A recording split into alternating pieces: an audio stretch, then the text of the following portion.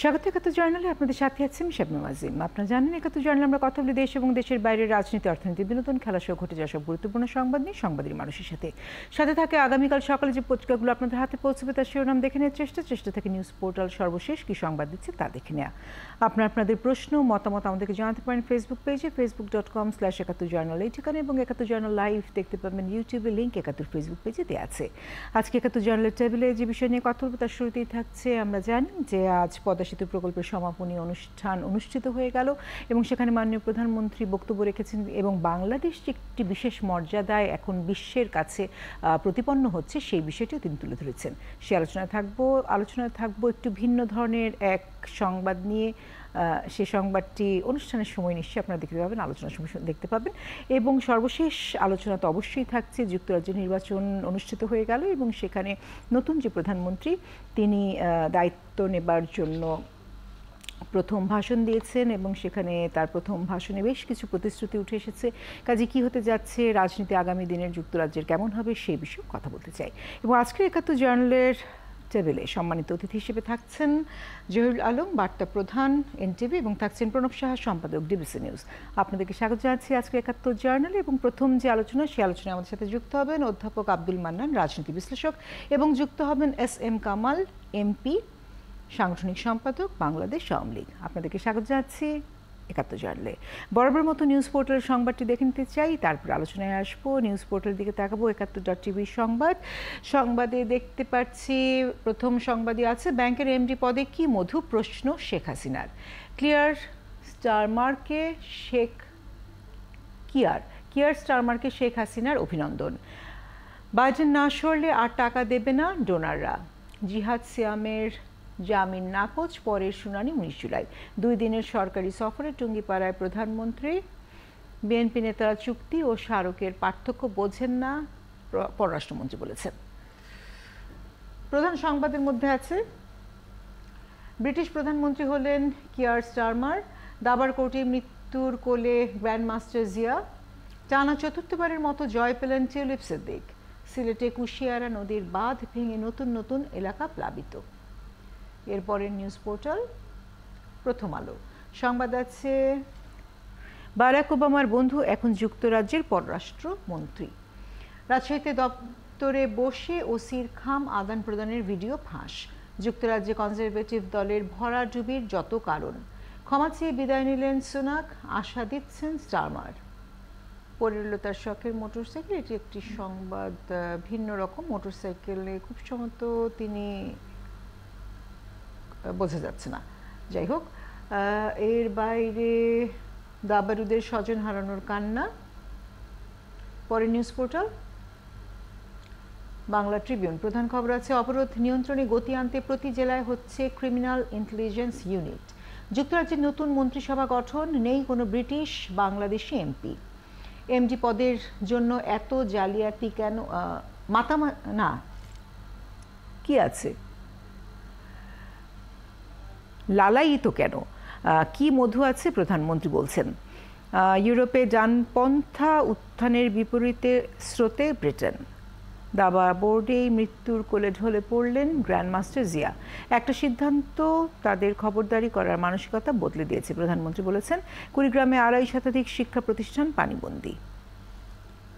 BDnews24.com এর সংবাদ, কি পরিবর্তন আনবে স্টারমার, কেমন হবে যুক্তরাজ্যের, নামাতে হবে যুক্তরাজ্যের লেবার সরকারের পররাষ্ট্রনীতি। ইউরোপে ডানপন্থীদের উত্থানের মধ্যে কেন যুক্তরাজ্যে বামপন্থীদের জয় জয়কার। বন্যা, গাইবান্ধায় 29,000 পরিবার পানিবন্দী, বিশুদ্ধ পানির তীব্র সংকট। এটাই হলো কমিটমেন্ট পদ্মা সেতু ও শেখ হাসিনাকে নিয়ে কাদের বলেছেন। যুক্তরাজ্য নির্বাচন ঘুরে ফিরে হাসি সেই 4 কন্যার মুখেই। খবরদারি কমিয়েছে পদ্মা সেতু, মর্যাদার আসনে বাংলাদেশ, প্রধানমন্ত্রী বলেছেন। এই ছিল আমাদের হাতে নিউজ পোর্টালের সংবাদগুলো, দেখে নিচ্ছিলাম আমরা। প্রতিবেদন আছে, প্রতিবেদনটা দেখব। 2017 সালের 25 ডিসেম্বর, সেদিন মাওয়ার ঠিক এই প্রান্তেই পদ্মা সেতুর ভিত্তিপ্রস্তর স্থাপন করেছিলেন প্রধানমন্ত্রী শেখ হাসিনা। এরপর নানা বাধা বিপত্তি বেরিয়ে নিজেদের টাকায় শুরু হয় পদ্মার বুক চিরে সেতু নির্মাণের কাজ। 2022 সালের 25 জুন সেতু উদ্বোধন করেন শেখ হাসিনা। আবারও আবারও সেই মাওয়া প্রান্তেই পদ্মা বহুমুখী প্রকল্পের সফল সমাপ্তি ঘোষণা। বিকেলে সুধী সমাবেশে যোগ দেন বঙ্গবন্ধু কন্যা। রাজনীতিবিদ, কূটনীতিক, আমলা সহ বিভিন্ন শ্রেণী পেশার হাজারো মানুষের উপস্থিতি। বক্তব্যে শেখ হাসিনা বলেন, নিজেদের টাকায় পদ্মা সেতু করার একটি মাত্র সিদ্ধান্ত বদলে দিয়েছে বাংলাদেশ নিয়ে বিশ্ব মোড়লদের ধারণা। এই সেতু আমাদের গর্বের সেতু, এটা টাকার অঙ্ক দিয়ে বিচার করার নয়। এই একটা সিদ্ধান্ত, আমি শুধু এটুকু বলতে চাই যে এই একটা সিদ্ধান্ত বাংলাদেশকে অন্তত সেই মর্যাদা দিয়েছে যে আগে যারা কথায় কথায় আমাদের উপর খবরদারি করত আর ভাবখানা ছিল যে এরা ছাড়া বাংলাদেশ চলতেই পারবে না, সেই মানসিকতাটা বদলে গেছে। শেখ হাসিনা বলেন, সেতু করার সিদ্ধান্তে দেশের মানুষ ছাড়া আর কেউ তার পাশে ছিল না। বিশেষজ্ঞরা বলেছিল এটি অসম্ভব, টাকার অঙ্কে এই সেতুর মূল্যায়ন করা যাবে না। এটি কেবল একটি কাঠামো নয়, এটি বাংলার গর্ব। আমার সাথে তো কেউ নাই, কেউ বলতেছে না যে ওয়ার্ল্ড ব্যাংক ছাড়া আমরা করতে পারবো। হ্যাঁ আছে, আমার জনগণ আছে, বাংলাদেশের মানুষ আছে। শুধু বাংলাদেশের মানুষ আছে, আমাদের দেশে যারা এখন বুদ্ধিজীবী, জ্ঞানী, গুণী, প্রত্যেকে বলে এটা করা সম্ভব না। আমি বলছি আমরা করব। ডক্টর ইউনূসের মতো একজন নোবেল জয়ীর একটি ব্যাংকের এমডি পদের প্রতি কেন এত লোভ, তা নিয়েও প্রশ্ন তোলেন শেখ হাসিনা। একটা পদ, সে পদটা হচ্ছে একটা ব্যাংকের এমডির পদ। এই পদটা নিয়েই যত জটিলতা, যত সমস্যা। এখন একটা ব্যাংকে যদি আইন থাকে যে একজন 20 বছর পর্যন্ত থাকতে পারবে, ইতিমধ্যে তার বয়স 70 হয়ে গেছে, অতিরিক্ত সময় থেকে ফেলেছে, তাহলে সে সেখানে এমডি থাকে কি করে? আর একজন দামি দামি একেবারে নোবেল লরেট, সে ওই সামান্য একটা এমডির পদের জন্য লালায়িত কেন? এই প্রশ্নের উত্তর কখনো পেলাম না। লাখো শহীদের রক্তে অর্জিত স্বাধীনতা ব্যর্থ হয়নি উল্লেখ করে সরকার প্রধান বলেন, 2041 সালের মধ্যেই দেশ হবে উন্নত, সমৃদ্ধ, স্মার্ট। আমার অফিসে আসে। শানা শারমিন, 71, মাওয়া প্রান্ত, পদ্মা সেতু। প্রতিবেদনটি দেখে নিচ্ছিলাম। আলোচনা শুরুতে এস এম কামাল হোসেন আপনার কাছে আসতে চাই এবং আপনার কাছে এই যে প্রশ্নটি রাখতে চাই সেটি হচ্ছে, আজকে আমরা দেখলাম যখন পদ্মা সেতু সমাপনী অনুষ্ঠানটি অনুষ্ঠিত হচ্ছে তখন মাননীয় প্রধানমন্ত্রী খুব স্পষ্ট করেই বললেন যে আগে যারা কথায় কথায় আমাদের উপর খবরদারি করতো আর ভাব এমন ছিল যে এরা ছাড়া বাংলাদেশ চলতেই পারবে না, সেই মানসিকতা বদলে গেছে। প্রকৃত অর্থে আমাদের যে পদ্মা সেতু, সেই পদ্মা সেতু তো শুধু একটি কাঠামো নয়, সেটি হচ্ছে গিয়ে আমাদের একদিকে যেমন মিথ্যা অপবাদের উচিত জবাবের একটি বড় নিদর্শন, অন্যদিকে আমাদের যে সাহস এবং সক্ষমতা, সেই সক্ষমতার একটি নিদর্শন, এবং সর্বোপরি আমাদের যে প্রত্যয় এবং আমরা যে দৃঢ়চিত্ত সেটিকে আমরা প্রকাশ করতে পেরেছি। এবং সত্যিকার অর্থে আন্তর্জাতিক রাজনীতিতে এই পদ্মা সেতু আমাদের বহু কিছুর জবাব হয়ে দাঁড়িয়েছে। ঠিক সেখান থেকে আপনাদের বিশ্লেষণটি একটু বুঝতে চাই। ধন্যবাদ, বিজ্ঞ আলোচকদের ধন্যবাদ জানাচ্ছি।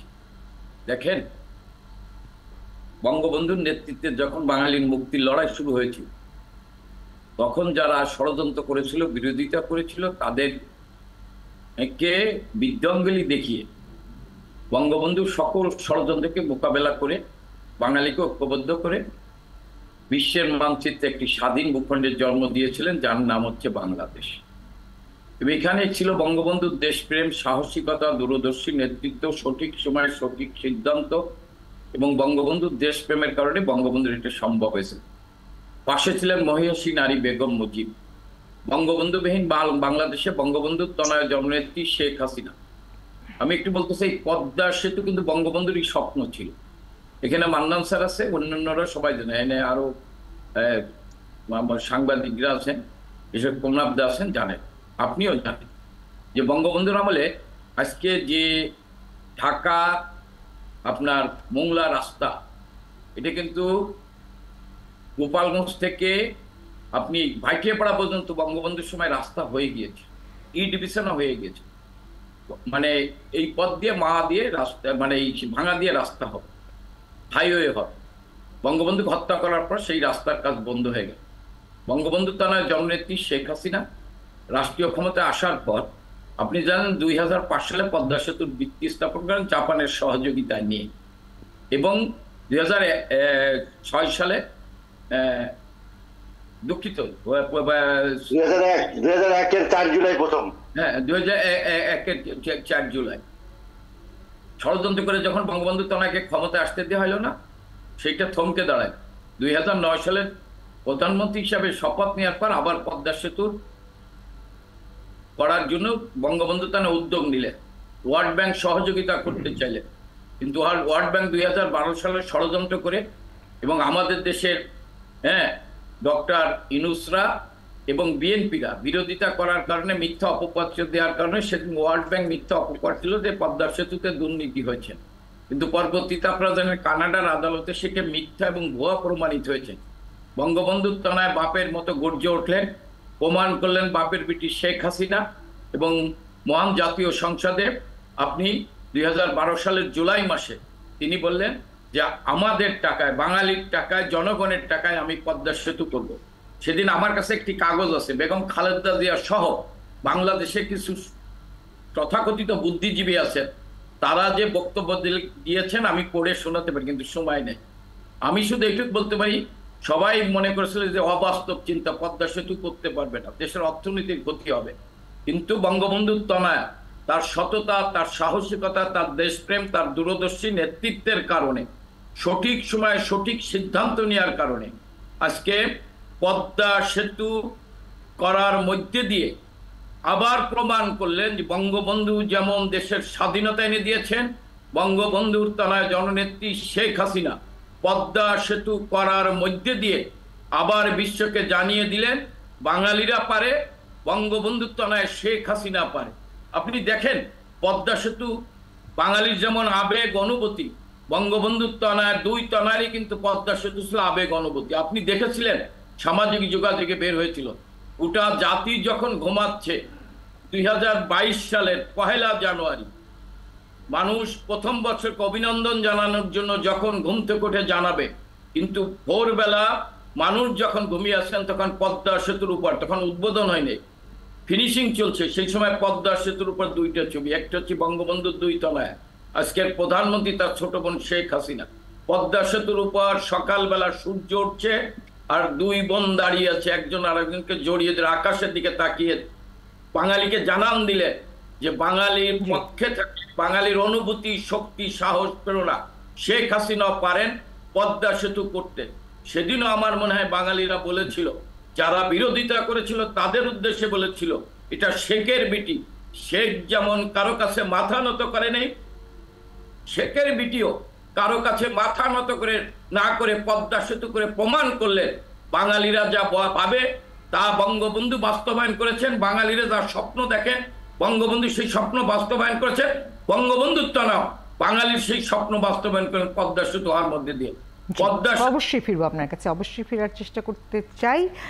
একটা বিরতির বোধহয় সময় হয়ে গেছে, আমার মনে হয় একটা বিরতি নিয়ে আলোচনা এগিয়ে চলে, সকলকে রেখে একটা বিরতি নেই, ছোট বিরতি, থাকুন আমাদের সাথে। আলোচনা ছিলাম, সেই আলোচনায় চলে আসতে চাই অধ্যাপক আব্দুল মান্নান আপনার কাছে, এবং আপনার কাছ থেকেও একই প্রসঙ্গে কথা বলতে চাই। পাশাপাশি একটু বলতেই চাই যে জাতীয় এবং আন্তর্জাতিক যে ষড়যন্ত্র ছিল পদ্মা সেতুকে ঘিরে, সেই ষড়যন্ত্রের উচিত জবাব যেমন পদ্মা সেতু, ঠিক একইভাবে ষড়যন্ত্রের জাল কেটে বাংলাদেশ বা বাঙালি জাতি নতুন মর্যাদায় পৌঁছেছে এই পদ্মা সেতুর মধ্য দিয়ে।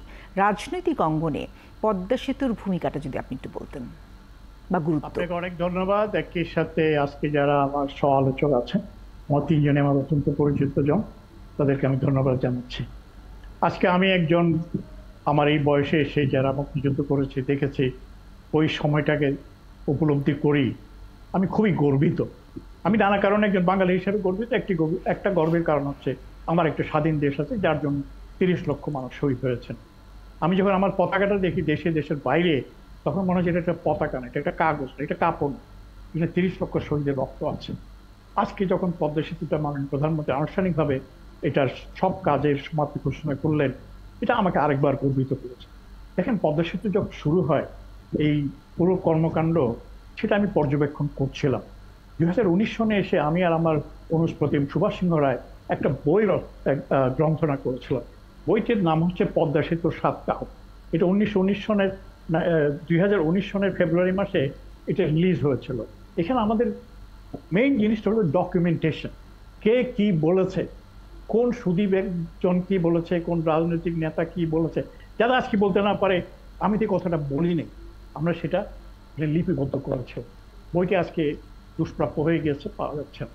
তো আজকে যখন এটা আজকে তো পদ্মা সেতুর একটা সমাপ্তি, যেদিন পদ্মা সেতুর উদ্বোধন হলো, মাননীয় প্রধানমন্ত্রী উদ্বোধন করলেন, সেদিন যদি আমি আমন্ত্রিত হয়েছিলাম, আমি যাই না বা যেতে পারি নাই। আমি সবসময় এই পদ্মা সেতু শুধু না, বাংলাদেশকে নিয়ে গর্ব করি, বাংলাদেশের যে অর্থনৈতিক উন্নয়নকে নিয়ে গর্ব করি, বাংলাদেশ যেই বাংলাদেশের কেউ ভবিষ্যৎ দেখতে পায় নাই, সেই বাংলাদেশ এই জায়গায় যে এসেছে সেটাকে নিয়ে আমি গর্ব করি। আমি দেশে এবং দেশের বাইরে এটা নিয়ে কথা বলি, লেখালেখি করি। আবার আজকে যখন মাননীয় প্রধানমন্ত্রী এই কথাগুলো বলেছেন, যে নতুন কোনো ব্যাপার না। দেখেন, আমি বইটা আমরা যখন এটা ছোট্ট একটা অনুষ্ঠানের মধ্যে দিয়ে লঞ্চ করেছিলাম, সেই অনুষ্ঠানে যে কজন ব্যক্তি আছেন তাদের নাম বলতেই হয়। একজন এসেছিলেন আজকের যিনি মহামান্য রাষ্ট্রপতি জনাব শাহাবুদ্দিন, তিনি এসেছিলেন সেই অনুষ্ঠানটিতে। বাংলাদেশ ব্যাংকের গভর্নর আতিউর রহমান এসেছিলেন। তারপরে আজকে আমাদের মাঝে নেই প্রয়াত জামান রেজা চৌধুরী স্যার, তিনি এসেছিলেন। তারপরে আমাদের মোশাররফ হোসেন ভূঁইয়া, যিনি এই কারণে জেলেও গিয়েছেন, এখন তিনি জার্মানিতে আমাদের রাষ্ট্রদূত, তিনিও এসেছিলেন। একমাত্র আসতে পারেন না ডক্টর মশিউর রহমান। সেদিন ওই সরকারের 2018 সনের ওই সময় সরকারের সেই ওয়ার্কিং ডে ছিল, তো আমার সকালবেলা ফোন করে বলেছে আমি তো আসতে পারবো না, আপনার আসার দরকার নেই। সেদিন ডক্টর আতিউর রহমান স্পষ্ট ভাষায় বলেছিলেন, এই পদ্মা সেতুর যে দুর্নীতির অভিযোগে বিশ্বব্যাংকের রবার্ট জলিক যে বাতিল করে দিল, সে কাহিনীটা উনি পাবলিকলি বলেছেন। তিনি বলেছেন ওটি ছিল রবার্ট জলিকের শেষ ওয়ার্কিং ডে, এবং বাংলাদেশ একজন ওয়ার্ল্ড ব্যাংকের সদস্য হিসাবে তিনি সেখানে বাংলাদেশকে রিপ্রেজেন্ট করতে গিয়েছিলেন। তার আগে তিনি রবার্ট জলিকের, ওয়ার্ল্ড ব্যাংকের প্রেসিডেন্টের সেক্রেটারির কাছ থেকে সময় চেয়ে নিয়েছেন, একটা জাস্ট সেইং গুড বাই এটা বলে, কিন্তু তাকে বসিয়ে রেখেছিল। বলছে উনি ভিতরে ভিজিটার আছে, কে ভিজিটার আছেন তিনি জানতে চান নাই। তিনি বললেন তিনি 3 জন ব্যক্তিকে দেখেছেন সেখান থেকে বের হয়ে আসতে। 3 জনই কিন্তু আমার দেশের মানুষ। সকলে এখন নামটা বলে, আমি নামটা বলে কাউকে বিব্রত করতে চাই না। আমি পার্সোনালি মাননীয় প্রধানমন্ত্রী সবসময় বলেন 3 জন ব্যক্তি সেখান থেকে বের হচ্ছেন। তারা ডক্টর আতিউর রহমানকে দেখে একটু অবাক হয়ে গেছেন যে আপনি এখানে। বলে হ্যাঁ, আজকে তো আমরা তো বাংলাদেশ ব্যাংক বা বাংলাদেশ সরকার ওয়ার্ল্ড ব্যাংকের সদস্য, ওনারা আজকে লাস্ট ওয়ার্কিং ডে, আমরা তাকে একটু হ্যালো করতে এসেছি, শুভেচ্ছা জানাতে এসেছি। তো ওনার সেক্রেটারির ভিতরে গিয়ে একটু পরে এসে বললেন যে সরি মিস্টার রহমান, আজকের অ্যাপয়েন্টমেন্টটা হচ্ছে না, এটা ক্যান্সেল হয়ে গিয়েছে। কিন্তু উনি খুব মনের কষ্ট নিয়ে ফিরে এসেছিলেন, শেষ ওয়ার্কিং ডে তো তার সাথে আলাপ করতে পারেনি। সুতরাং হিলারি ক্লিন্টন সম্পর্কে প্রায় বলা হয় এটা কোনো গোপন ব্যাপার না। হিলারি ক্লিন্টন যখন নির্বাচনে দাঁড়িয়েছিলেন, তার অনেকগুলো কি বলে যে মেইল, ইন্টারনেটের মেইল কিন্তু রিলিজ করা হয়েছিল। সেখানে যে তিনি মেইল পাঠিয়েছেন, তার সাথে যে কার সাথে কি যোগাযোগ হচ্ছে, মানে প্রধানমন্ত্রীর সাথে যে তার মেইলে যোগাযোগ হয়েছে, এগুলো সব পাবলিশ। এর ফলে কোনো লোকাজোকার ব্যাপার নেই। তো ধরেন বিশ্বব্যাংক, এই আমরা একটা আমাদের ধারণা ছিল বাংলাদেশ, সেটা বাংলাদেশের জন্ম থেকে শুরু, এটা তো একটা ভিক্ষুকুর দেশ, ভিক্ষা ছাড়া আমরা চলতে পারি না। হ্যাঁ, আমরা শুরুতে আমরা রিলিফ ছাড়া বা পেটে ভাত জুটতো না, সেটা একটা যুদ্ধ বিধ্বস্ত দেশ। বঙ্গবন্ধু 3.5 বছরে সেই যুদ্ধ বিধ্বস্ত দেশের মানুষকে হাঁটতে শিখিয়েছিলেন। হ্যাঁ, এখন আমরা বলতে হলে দৌড়াতে হচ্ছে।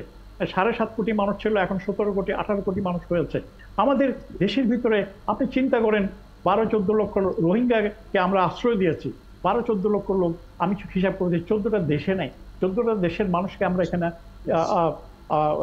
এখানে আশ্রয় দিয়েছি। সেই দেশে যে আমরা একটা পদ্মা সেতু করতে পারবো না, এটা আমার তখনও বিশ্বাস হয় না। কিন্তু আমি একজন অর্থনীতি ছাত্র হিসেবে বলি, একটা $3 বিলিয়ন যেই তত বিলিয়ন ডলার খরচে হোক না কেন, এটা তাৎক্ষণিক একবারই পে করতে হয় না। এটা একটা আমরা বলি যে স্ট্যাগার্ড পেমেন্ট। যখনই কাজটা হবে কন্ট্রাক্টের ভিত্তিতে ওই পেমেন্টটা হবে, কিন্তু এটা তখন কেউ বুঝে নাই। আনফর্চুনেটলি আজকে আমাদের মাঝে অনেকের কথা হয়তো আমি বলবো না, কিন্তু এমনও ব্যক্তি আছেন বয়োবৃদ্ধ এই সাংবাদিক সমাজের, আমি অত্যন্ত তাকে শ্রদ্ধা করতাম। তিনি দেখতাম যে রাত্রে, তিনি হসপিটালে ছিলেন, রাত্রে হসপিটাল থেকে উঠে এসে তিনি টেলিভিশন সামনে, আজকে এরকম যে আমরা কথা বলছি সেভাবে বলতেন, শেখ হাসিনা পদ্মা সেতু আর বাঁশের সাঁকোর মধ্যে পার্থক্য বুঝলো না।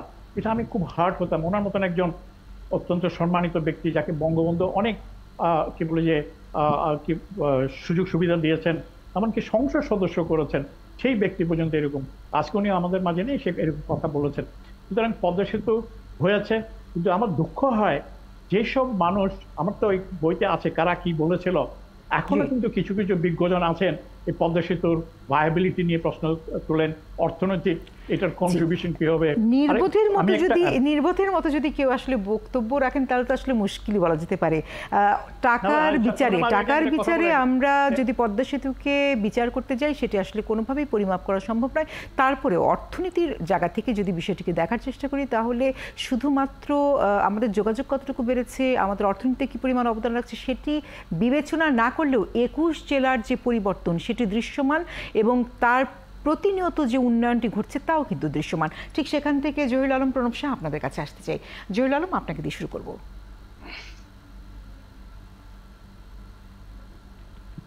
জহিরুল আলম, আমি কি বলতে পারবার? জি, যে আলোচনাটা হয়েছে এটা তো মানে আমরা বহুবার এই আলোচনা করেছি যে পদ্মা সেতু আমাদের একটা যে সিম্বল দিয়েছে, আমাদের যে গৌরবের একটা সিম্বল, সেই ব্যাপারে কোনো সন্দেহ নেই। এবং আমার মনে হয় যে এটা সারা দেশে বিদেশে স্বীকৃত হয়েছে যে আমাদের আত্মপ্রত্যয়, সাহস, যে কথাগুলো আপনি বলেছেন, মাননীয় প্রধানমন্ত্রী এখানে একটা যে দৃঢ় সিদ্ধান্ত, সেটি আমাদের একটা নতুন পরিচয় দিয়েছে, যে আমরা সক্ষমতার পরিচয় দিয়েছে যে আমরা ওয়ার্ল্ড ব্যাংকের সহায়তা ছাড়াও আমরা এই ধরনের একটা বড় প্রকল্প বাস্তবায়ন করতে পারি। কিন্তু সাস্টেইনেবল ডেভেলপমেন্টের ক্ষেত্রে যদি আপনি আসেন তাহলে আরও অনেক বিষয় এখানে জড়িত। একটা হলিস্টিক অ্যাপ্রোচ দরকার। পদ্মা সেতু আমরা শেষ করেছি, কিন্তু এর সুফলও সেই অঞ্চলের মানুষ পাবে। কিন্তু একই সঙ্গে আমাদের অন্য মেগা প্রকল্প নিয়েও আমার মনে হয় যে এখন চিন্তা করার এসেছে। আমরা শুধু ইনফ্রাস্ট্রাকচারাল যে মেগা প্রকল্প কথা বলছি সেটা হয়েছে, যোগাযোগ খাতে হয়েছে। এখন আমার মনে হয় যে আমাদের কিছু ইন্টেলেকচুয়াল বা কালচারাল বা এডুকেশনাল বা হেলথ সেক্টরে আমাদের মনে হয় সেই ধরনের কিছু বুদ্ধিবৃত্তিক মেগা প্রকল্পের চিন্তাভাবনা করা দরকার। আমার মনে হয় সরকার সেদিকে মনোযোগ দিবেন। এবং প্রফেসর যে মান্নান উনি বলেছেন যে ব্যাকগ্রাউন্ডগুলো তুলে ধরেছেন, এগুলো আমরা বহুবার আলোচনা করেছি এবং হয়তো রাজনীতির ক্ষেত্রে বা আমাদের সামাজিক বাস্তবতার ক্ষেত্রে এই আলোচনাগুলো ঘুরে ফিরে আসবে। কিন্তু আমি মনে করি যে যে ডেভেলপমেন্ট আমরা দেখেছি বা যে ইনফ্রাস্ট্রাকচারাল অগ্রগতি হয়েছে দেশের, সেখান থেকে পুঁজি করে এখন সামনে এগোবার সময় পেছনের আলোচনাগুলো হয়তো প্রসঙ্গক্রমে আসে, কিন্তু দরকার হচ্ছে যে এখন সামনের মেগা প্রকল্প নিয়ে চিন্তা করা, আমাদের যে সামনের চ্যালেঞ্জগুলো আছে সেগুলোর উপর ফোকাস করা, এবং যে দুর্বলতাগুলো আছে গভর্নেন্সের ক্ষেত্রে, যে দুর্বলতাগুলো আছে আমাদের শিক্ষা ব্যবস্থাতে, যে দুর্বলতাগুলো আছে আমাদের স্বাস্থ্য ব্যবস্থায় এবং আমাদের রাজনৈতিক ব্যবস্থায়, সেই রাজনৈতিক ব্যবস্থার দুর্বলতাগুলোকে আমরা চিহ্নিত যদি করতে পারি তাহলে এটার যে কালেকটিভ যে সুফল, যেটা পদ্মা সেতুর যে কালেকটিভ সুফল, ডেফিনেটলি এটা একটা অংশকে আমরা আমাদের আত্মমর্যাদার প্রতীক হিসাবে দেখছি। কিন্তু শুধুমাত্র একটা কি বলবো অবকাঠামোগত প্রকল্প একটা দেশকে সামগ্রিক উন্নয়নে, কালেকটিভ উন্নয়নের ক্ষেত্রে হয়তো বা আমার মনে হয় যে সহায়তা করবে না যদি না আমরা এটাকে ব্যবহার করতে পারি পজিটিভলি। আমি সেই থেকে দেখছি। এবং মাননীয় প্রধানমন্ত্রী আজকের যে আনুষ্ঠানিকতা সম্পন্ন করেছেন, ডেফিনেটলি ওনাকে আমাদের ধন্যবাদ দিতে হবে যে উনি ওনার যে সাহসিকতা, ওনার যে মর্যাদা বোধ, সেটা গোটা জাতির মধ্যে উনি সঞ্চারিত করতে পেরেছেন।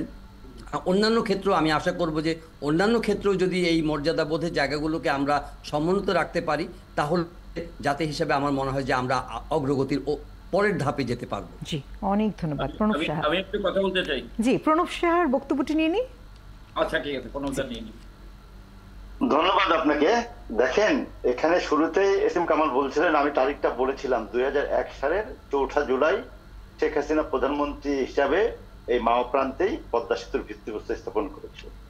আমরা যারা সেখানে উপস্থিত ছিলাম আমরা কল্পনাও করি নাই যে এটা আসলে আমরা দেখতে পারবো। আমি কিন্তু সেই জন্য আজকের এই সমাপনী অনুষ্ঠানটাতেও গিয়েছিলাম, উদ্বোধনেও গিয়েছিলাম, আজকেও গিয়েছিলাম, কারণ তখন আমরা কেউ বিশ্বাস করতে চাই নাই। 22 বছর আগে 2001 সালের 4 জুলাই 14 জুলাই শেখ হাসিনা তার সরকারের শেষ দিন ছিল, তার মাত্র 10 দিন আগে উনি এটি ভিত্তিপ্রস্তর দিয়েছিলেন। এখানে যে অবকাঠামোর কথা শুধু নয়, আপনি যদি বলেন এখানে যে দুজন লোক বসে আছেন, দেখেন এসএম কামাল হোসেন এবং মান্নান স্যার, আমাদের তারা যদি দ্রুত সময়ে একজন আরেকজনের কাছে যেতে চান, ঢাকাকে বাইপাস করে, তার জন্য পদ্মা সেতু, চিটাগাং থেকে খুলনা, তাদেরকে ঢাকায় আসতে হবে। এই জন্য পদ্মা সেতু। আপনি যদি দেখেন পদ্মা সেতুর রাজনৈতিক কথা বাদ দেন, যদি আজকে আনোয়ারুল ইসলাম বলছিলেন, সাবেক ক্যাবিনেট সেক্রেটারি এবং একসময়ের সেতু বিভাগের সেক্রেটারি, আগামী 100 বছরের জন্য 4টি বিষয়কে মাথায় রেখে পদ্মা সেতু হয়েছে। এর একটি, যদি 8 রিক্টার স্কেলের ভূমিকম্প হয় সেটি সহ্য করতে পারবে পদ্মা সেতু। যদি 65 মিটার মাটি দেবে যায় ওখান থেকে, তাহলে পদ্মা সেতু সেটা সহ্য করতে পারবে। যদি 5000 টন ওজনের একটি জাহাজ এই সেতুটিকে ধাক্কা দেয়, কোনো পিলারকে ধাক্কা দেয়, সেটি সহ্য করতে পারবে। যদি একই টাইমে পুরো সেতু 6 কিলোমিটার সেতুর উপরে যদি ট্রাক বাস থাকে এবং ট্রেন থাকে, তার যে লোড হবে সেটি সহ্য করতে পারবে। এই মর্যাদার প্রতীক পদ্মা সেতু। আজকের আলোচনায় পদ্মা সেতুর প্রকল্প পরিচালক বলেছেন যে সারা বিশ্বে খ্যাত 2 জন কনসালটেন্ট ছিলেন, যাদের একজন হার্ডিঞ্জ ব্রিজের কনসালটেন্টের সাথে জড়িত ছিলেন। তারা বলেছিলেন জাপানিরা যে এখানে যদি আমরা বিন্দু মাত্র কোন রকম অসততা দুর্নীতির বিষয় দেখতাম, আমরা এই কনসালটেন্সির সঙ্গে থাকতাম। আজকে আলোচনা করেছেন আনোয়ার ইসলাম যে এটি শুধু একটি ফিনান্সিয়াল, একটি কমিউনিকেশন বা মর্যাদার বিষয় নয়, বাংলাদেশ একটা ব্যবস্থাপনার ক্ষেত্রে একটি উদাহরণ তৈরি করেছেন। উনি বলেছেন রাত 1:30টার সময় উনি SMS করেছেন মাননীয় প্রধানমন্ত্রীকে, প্রধানমন্ত্রী রাত 2টার সময় তাকে ফোন করেছে।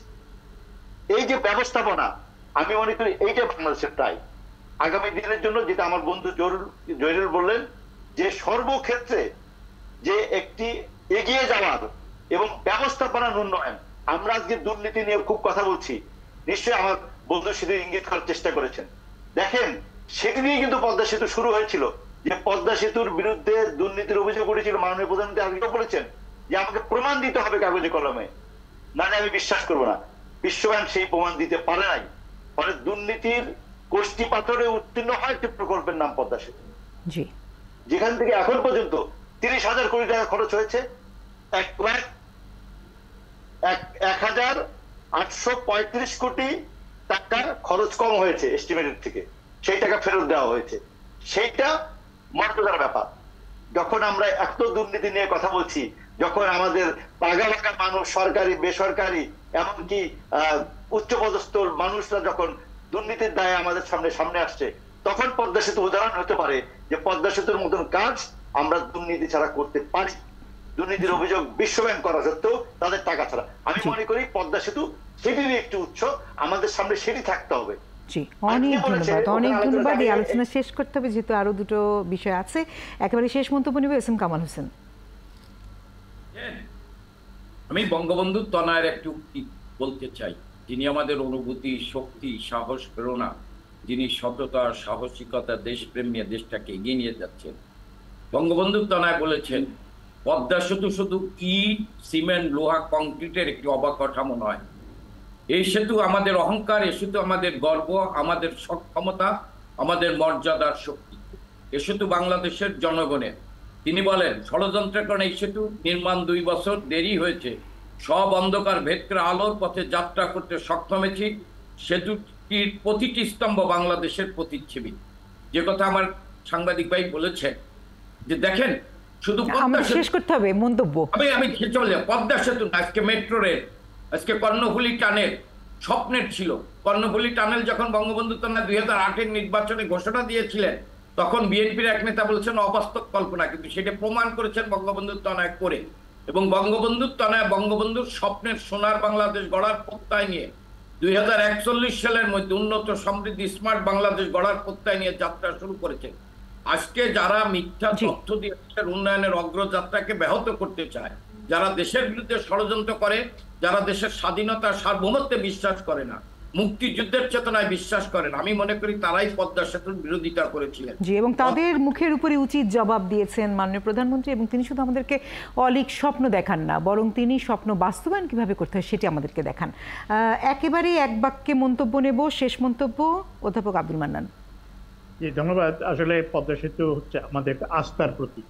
শুধু এই পদ্মা সেতু না, আমাদের যতগুলো মেগা স্ট্রাকচার আছে, মেগা যে বিদ্যুৎ প্রকল্প বলেন, কর্ণফুলী টানেল বলেন, হাইওয়ে বলেন, এগুলি কিন্তু রাতারাতি কোনো রিটার্ন দেন। আমি অর্থনীতি ছাত্র হিসেবে বলছি, এগুলি সময় লাগে। এটা হয়তো 10, 15, 20 বছর লাগবে, হয়তো আমি থাকবো না, অনেকে থাকবে না, কিন্তু এটা যে একটা আমি কর্ণফুলী টানেল দিয়ে নদীর ওই পাড়ে গিয়েছিলাম, যেই জমির কোনো দামই ছিল না সেই জমির মূল্য এখন গুলশান বাড়িধারার মতন হয়ে গিয়েছে, কারণ এখানে অনেকগুলো ইনফ্রাস্ট্রাকচার কলকারখানা হচ্ছে। এখন এই পদ্মা সেতুটা আমাদের এই আস্থাটা আমাদের ভিতরে দিয়েছে যে সঠিক নেতৃত্ব থাকলে আর ধী শক্তি যদি শক্ত থাকে, আমাদের লক্ষ্য যদি আমরা অবিচল থাকতে পারি, সকল বাধা বিপত্তি করে আমরা যেরকম বাংলাদেশকে স্বাধীন করেছি, পদ্মা সেতুর মতন আরো পদ্মা সেতু আমরা করতে পারি। অনেক ধন্যবাদ। এই আলোচনা আজকে শেষ করতে হচ্ছে। অধ্যাপক আব্দুল মান্নান, এস এম কামাল হোসেন, আপনাদেরকে ধন্যবাদ, কৃতজ্ঞতা যুক্ত থাকার জন্য।